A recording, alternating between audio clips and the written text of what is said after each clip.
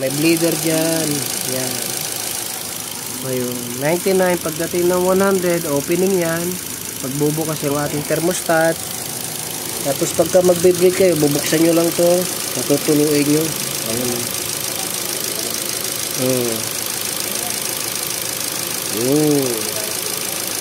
Tignan nyo kung wala nang bula. Solid na. Sarado nyo na. Ayan.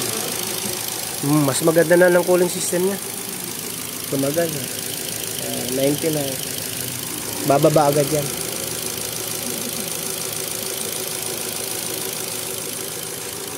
Okay.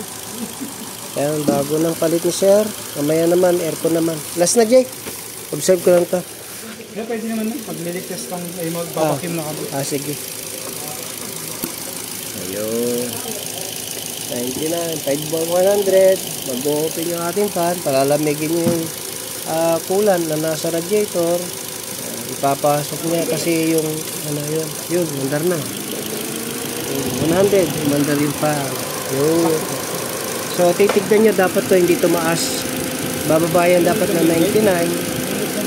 98, 97. Basta pababa siya, hindi dapat patas.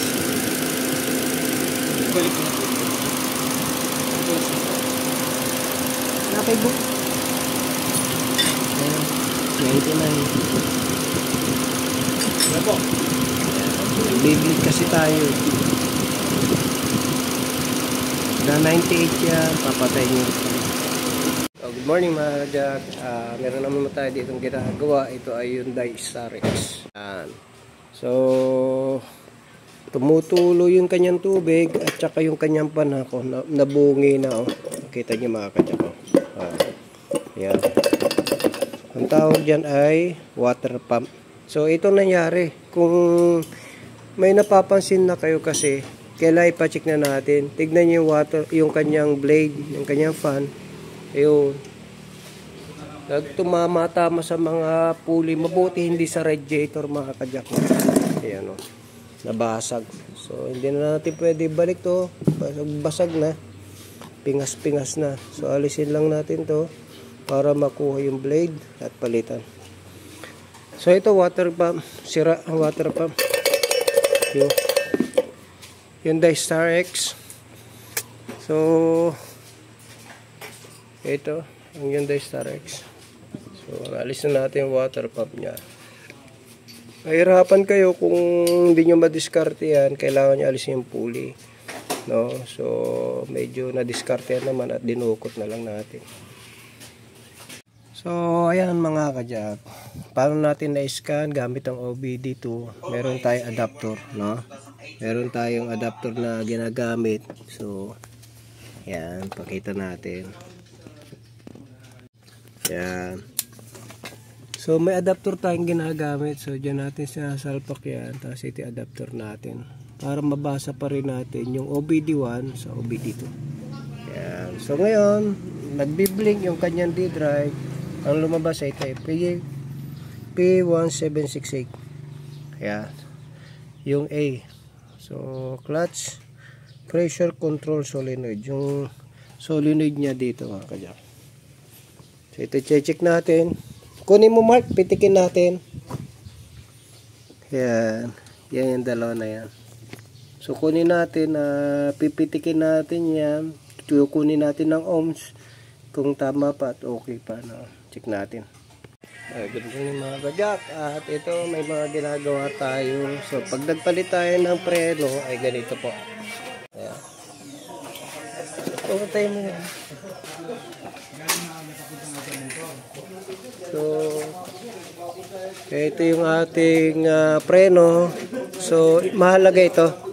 Ang tawag dito is slider pin. Ayan. Sa slider pin po natin, nilalagyan to ng grasa para mag-bounce, no? Hindi mag-stack up yung preno natin. So, mamaya papalagyan natin yan. So, balik tayo ng brake pad. So, manipis na. Pero mas gusto ng may-ari na yan, bago na. Yan, Bosch. Yan. So, ayan, ginawa natin. Oh, Hyundai! Huwag ka dyan, uy. Magkabila. Yung slider pin, lalagyan ng grasa yan para mag-bounce. Hindi siya magana. So, dito naman, paplasin din tayo ng kulang. Babaklasin tong kulang tank. Yeah. May mga crack na. Tapos, chancel tayo. Ano yung chinecheck mo, Miko? Ayan, chinecheck ang headlight. Ayan, signal light. Ano pa? Hazard. Ayos Kaso lang, hindi naka-uniform eh. Meron akong dala dyan na uniform. Bago. Yeah. Ayan, sa aircon. Ayan. Nilalagyan. Nagpalit na tayo na ECD. Mamaya malalaman natin na malamig na yan. Okay. Ayan, EcoSport. Ayos. Inikutan mo yung mga gulong. So, ito naman. Sira. Ayan. Tinawag natin sa supply. Okay na bang? Mga kajaklayo, sinasabi, pagka nag-DIY tayo, kailangan natin i-bleed. May bleeder dito. Yun.